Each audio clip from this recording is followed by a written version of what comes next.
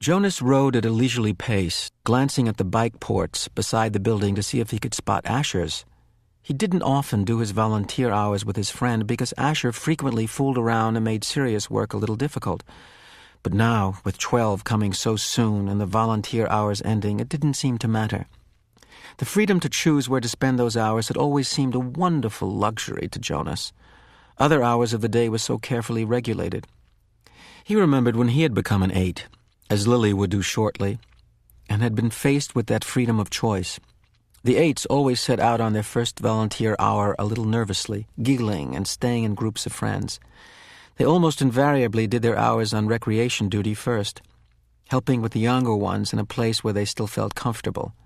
But with guidance, as they developed self-confidence and maturity, they moved on to other jobs, gravitating towards those that would suit their own interests and skills. A male 11 named Benjamin had done his entire nearly 4 years in the rehabilitation center, working with citizens who had been injured.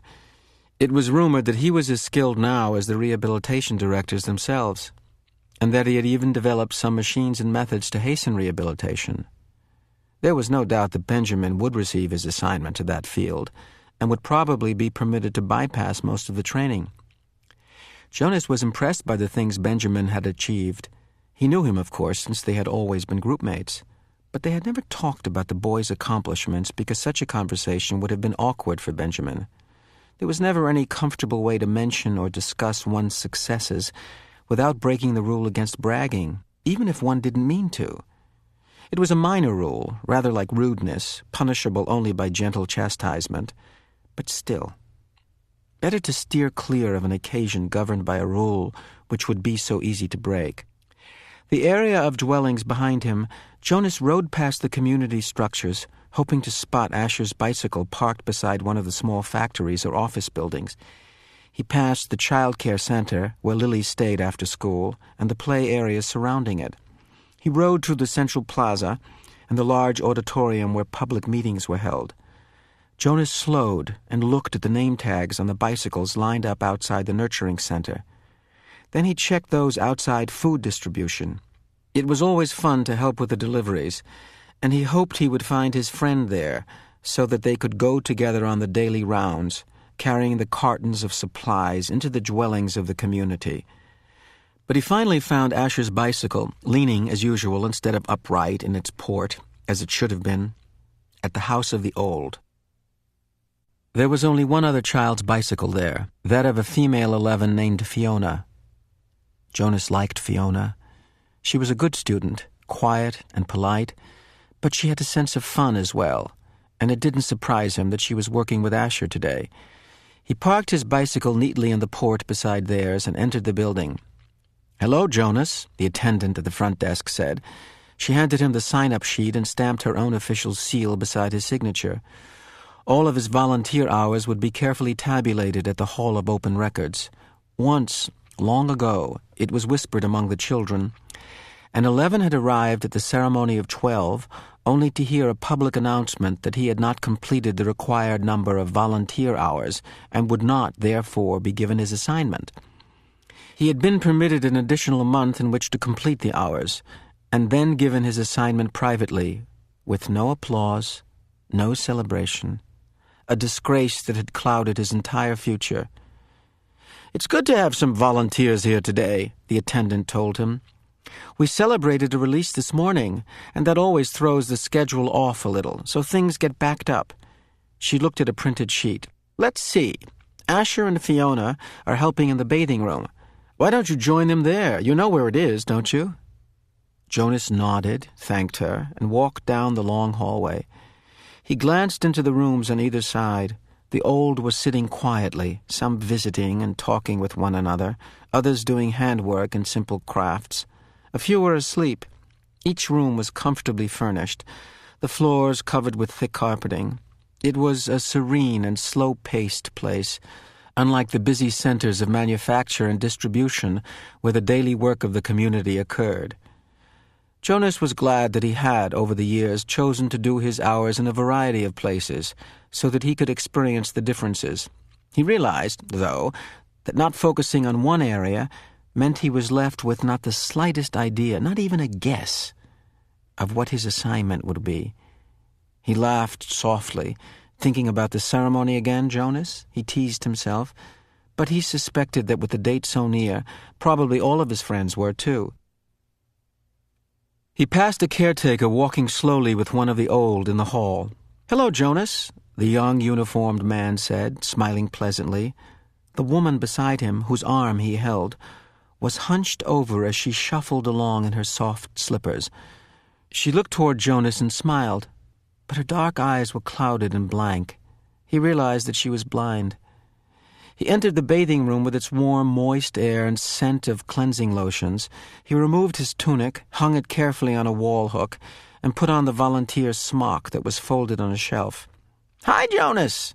Asher called from the corner where he was kneeling beside a tub. Jonas saw Fiona nearby, at a different tub. She looked up and smiled at him, but she was busy gently washing a man who lay in the warm water. Jonas greeted them and the caretaking attendants at work nearby. Then he went to the row of padded lounging chairs where others of the old were waiting. He had worked here before. He knew what to do. "Your turn, Larissa," he said, reading the name tag on the woman's robe. "I'll just start the water and then help you up."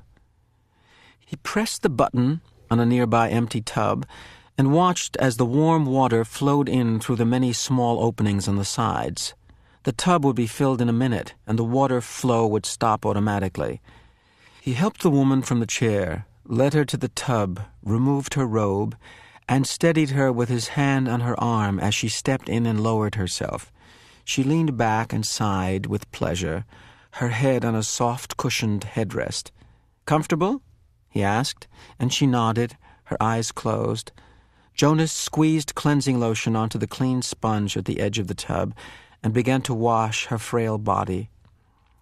Last night he had watched as his father bathed the new child. This was much the same, the fragile skin, the soothing water, the gentle motion of his hand, slippery with soap. The relaxed, peaceful smile on the woman's face reminded him of Gabriel being bathed.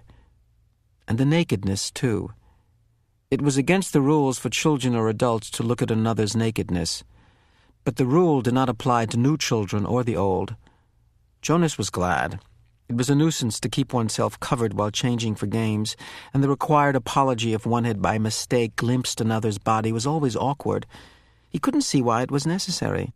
He liked the feeling of safety here in this warm and quiet room. He liked the expression of trust on the woman's face as she lay in the water, unprotected, exposed, and free.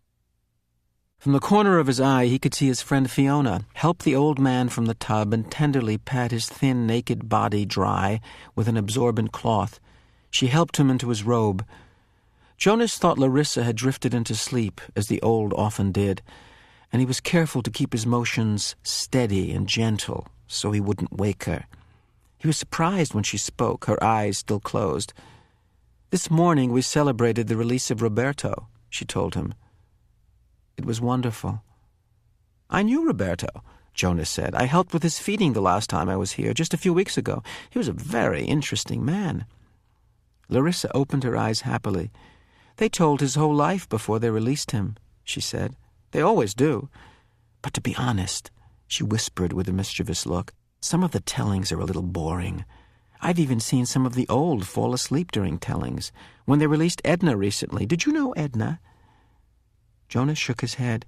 He couldn't recall anyone named Edna. "Well, they tried to make her life sound meaningful, and of course," she added primly, "all lives are meaningful. I don't mean that they aren't, but Edna, my goodness, she was a birth mother, and then she worked in food production for years until she came here. She never even had a family unit." Larissa lifted her head and looked around to make sure no one else was listening. Then she confided, "I don't think Edna was very smart." Jonas laughed. He rinsed her left arm, laid it back into the water, and began to wash her feet. She murmured with pleasure as he massaged her feet with the sponge. "But Roberto's life was wonderful," Larissa went on after a moment. "He had been an instructor of 11s. You know how important that is. And he'd been on the planning committee. And goodness, I don't know how he found the time. He also raised 2 very successful children, and he was also the one who did the landscaping design for the Central Plaza. He didn't do the actual labor, of course. Now you're back. Lean forward, and I'll help you sit up. Jonas put his arm around her and supported her as she sat.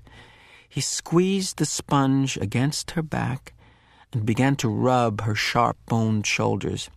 Tell me about the celebration. Well, there was the telling of his life. That is always first. Then the toast. We all raised our glasses and cheered. We chanted the anthem. He made a lovely goodbye speech, and several of us made little speeches wishing him well. I didn't, though. I've never been fond of public speaking. He was thrilled. You should have seen the look on his face when they let him go. Jonas slowed the strokes of his hand on her back thoughtfully. "Larissa," he asked, "what happens when they make the actual release? Where exactly did Roberto go?" She lifted her bare, wet shoulders in a small shrug. "I don't know. I don't think anybody does, except the committee. He just bowed to all of us and then walked, like they all do, through the special door in the releasing room. Oh, but you should have seen his look. Pure happiness, I'd call it." Jonas grinned. "I wish I'd been there to see it." Larissa frowned. "I don't know why they don't let children come. Not enough room, I guess. They should enlarge the releasing room." "We'll have to suggest that to the committee. Maybe they'd study it," Jonas said slyly, and Larissa chortled with laughter. "Right," she hooted, and Jonas helped her from the tub.